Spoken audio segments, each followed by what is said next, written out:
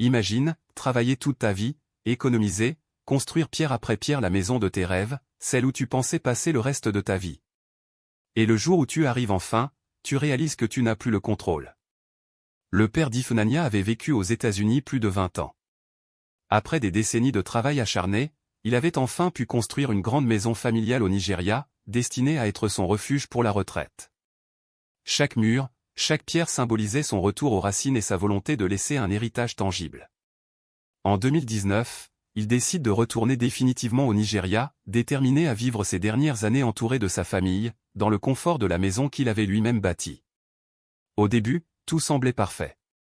La famille l'accueillait chaleureusement. Les voisins saluaient le retour du patriarche revenu d'Amérique. Mais très vite, des fissures apparaissent. L'oncle, un membre influent de la famille élargie, commence à s'imposer subtilement. D'abord en l'aidant dans la maison. Puis en s'immisçant dans les décisions quotidiennes. Jusqu'à contrôler les communications du père, limitant l'accès de sa propre fille Ifnania à son père. Le premier signe d'isolement.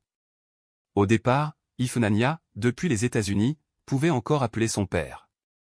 Mais bientôt, quelqu'un d'autre décroche à sa place. Les excuses deviennent constantes.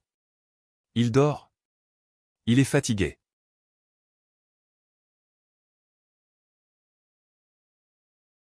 En 2020, la maladie ôtait la mainmise de l'oncle. La maladie commence à affaiblir le père. Il tousse souvent, semble faible, et a besoin d'aide pour ses déplacements.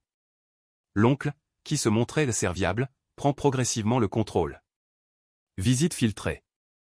Appels limités. Documents officiels sous son contrôle. Ifnania, depuis les États-Unis, remarque que quelque chose ne va pas.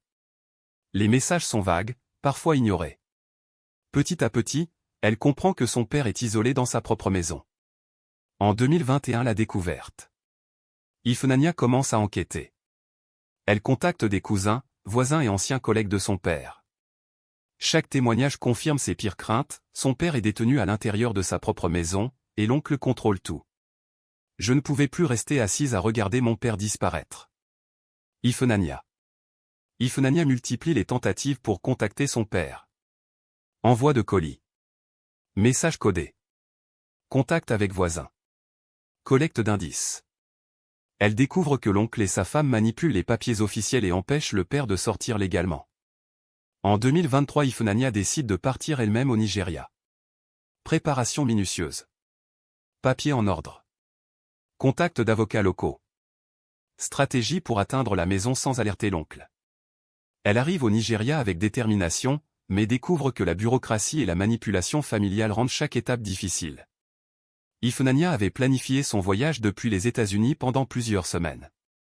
Elle avait recueilli des informations sur la maison, nombre de pièces, habitudes de l'oncle et de sa femme, routine du père. Elle avait contacté un avocat local pour préparer les documents légaux et anticiper les blocages. Elle avait aussi identifié des voisins et des cousins qui pourraient témoigner ou aider discrètement. Arrivée au Nigeria et repérage. À son arrivée, elle a surveillé la maison discrètement pendant plusieurs jours.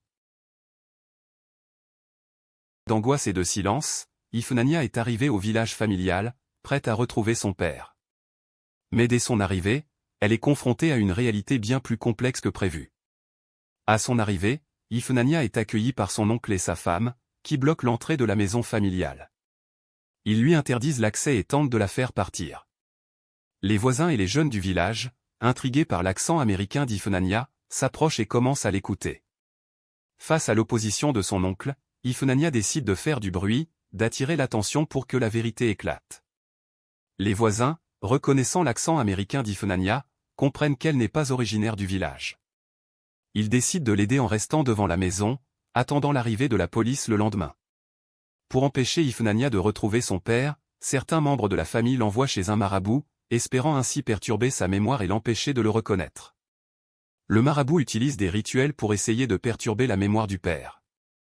Le père devient désorienté, ne reconnaissant pas immédiatement sa fille. Ne pouvant plus rester silencieuse, Ifnania décide de porter l'affaire devant les autorités. Elle se rend au poste de police, accompagnée de voisins, pour exposer la situation. La police prend la situation au sérieux et commence à enquêter. Les voisins témoignent en faveur d'Ifnania, confirmant ses dires. La libération de son père n'était que la première étape. La route vers la sécurité et le retour aux États-Unis allait être semée d'embûches. Son père, physiquement faible et mentalement perturbé par les mois d'isolement, se trouvait dans un état lamentable. Les conditions dans lesquelles il avait été gardé étaient déplorables. Ifnania décide de l'envoyer immédiatement à l'hôpital pour des soins médicaux urgents. Pendant ce temps, elle tente de récupérer ses documents restants, mais n'y parvient pas sur place à cause de la résistance de l'oncle et de sa femme. Ifnania, mon père est gravement malade et je dois l'emmener aux États-Unis pour ses soins. Consul, nous allons lui délivrer un visa rapide pour qu'il puisse voyager avec vous. Grâce à l'intervention du consulat, un visa spécial et rapide est accordé, permettant à Ifnania de préparer le voyage de son père en toute urgence. Le trajet vers la capitale pour finaliser les procédures de visa et poursuivre les soins semblait simple, mais la route allait encore réserver des surprises. La voiture tombe en panne sur une route isolée. Pendant 30 à 45 minutes, ils sont bloqués, anxieux et épuisés. Finalement, un car de passage les prend et les conduit jusqu'à l'aéroport. Mais la route vers la sécurité n'était pas encore terminée.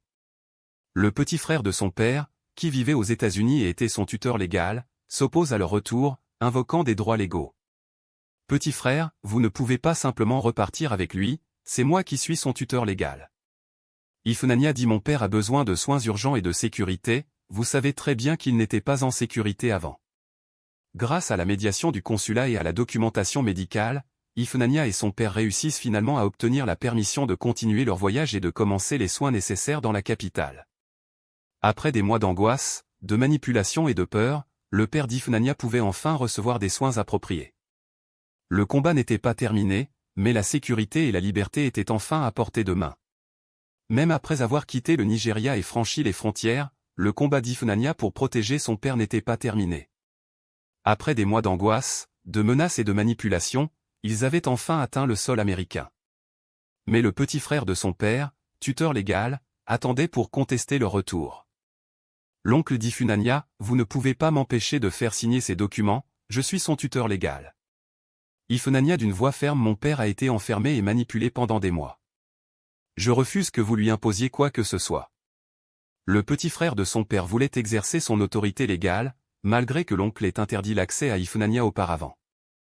Il pensait pouvoir reprendre le contrôle en faisant signer des documents à son frère. La situation légale ne pouvait se régler par simple confrontation. L'affaire est portée devant le tribunal pour décider de la garde, de l'autorité et de la protection du père. Les documents préparés par le petit frère sont contestés. Les preuves médicales et le témoignage d'Ifnania montrent que le père a été enfermé, manipulé et empêché de prendre ses décisions librement. La communauté et les autorités médicales confirment l'état critique dans lequel il a été trouvé. Ce procès ne portait pas seulement sur des documents ou des signatures. Il s'agissait de protéger un homme vulnérable, de garantir sa sécurité et son droit à la liberté après des mois de manipulation et de séquestration. Le verdict n'a pas encore été rendu. Pour l'instant, le procès continue, laissant Ifnania et son père dans l'attente. Chaque jour compte, chaque décision pourrait changer leur vie. Mais une chose est certaine, son courage a déjà transformé leur